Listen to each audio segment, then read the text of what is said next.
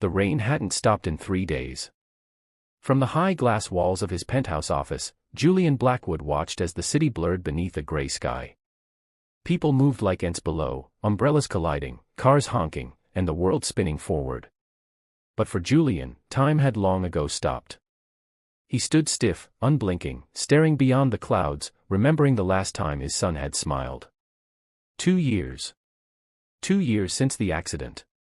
His 6-year-old, Lucas, had been full of life, drawing rockets on walls, sneaking cookies when he thought Julian wasn't looking, laughing so loud that even the tired corners of Julian's soul would stir awake. Then came the rainy night, the screech of tires, the hospital, the endless beeping, and silence. Lucas had slipped into a coma. The doctors called it a non-responsive state. Julian called it heartbreak. He had tried everything. The best neurologists, holistic experts, foreign specialists. Money was no object. He was Julian Blackwood, tech magnate and single father.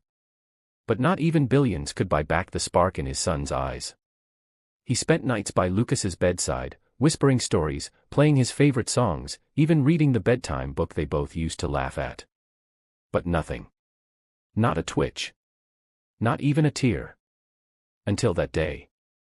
Until she walked into the hospital room, quietly, without fanfare or authority. Just a soft knock and a clipboard clutched in both hands. Julian didn't look up from Lucas's bedside when she entered. He had long stopped acknowledging anyone. Nurses came and went like shifting shadows, some kind, some mechanical. They all pitied him. He could smell it on them. But something about the silence this one carried, it felt different. "Mr. Blackwood," she said gently, her voice like warm rain after a drought, "I'm Nurse Elsie. May I sit for a moment?"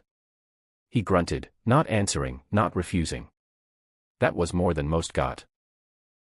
She sat on the edge of the chair near Lucas and looked at the little boy with the fragile body and closed eyes. For several minutes, she said nothing. And neither did Julian. Just quiet breaths and a soft breeze from the cracked hospital window.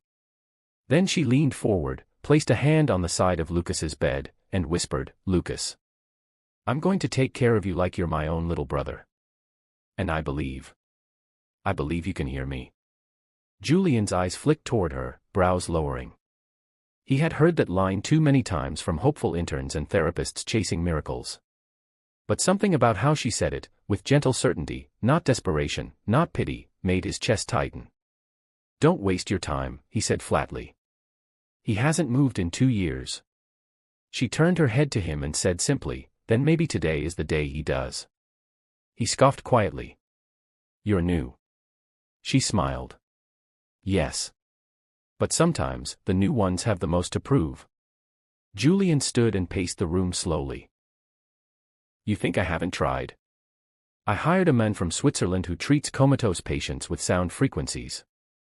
I flew in a woman who claimed to communicate with souls stuck between worlds. Nothing. I'm not here to replace them," Elsie said. "Just to try, one more time." He paused at the doorway, hand on the frame, something twisting in his gut. "Why?" She looked down at Lucas again. Her eyes softened with something deeper than duty. "Because once, someone tried for me, when I'd already given up on myself." Julian blinked. He wanted to ask, but didn't. He left the room, pretending he didn't care. Pretending her presence hadn't stirred something ancient in him. He stood outside, leaned against the wall, and waited. He thought she would give up in 5 minutes and walk away like the others.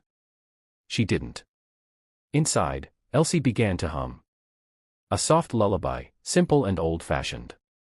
Then she whispered again, "Lucas, I know you're tired. I know it's hard to find the way back. But there's someone out here who needs you. A lot more than he'll ever say." Julian closed his eyes. That voice, why did it ache? Then suddenly, a beep. Sharp. Different. He burst in.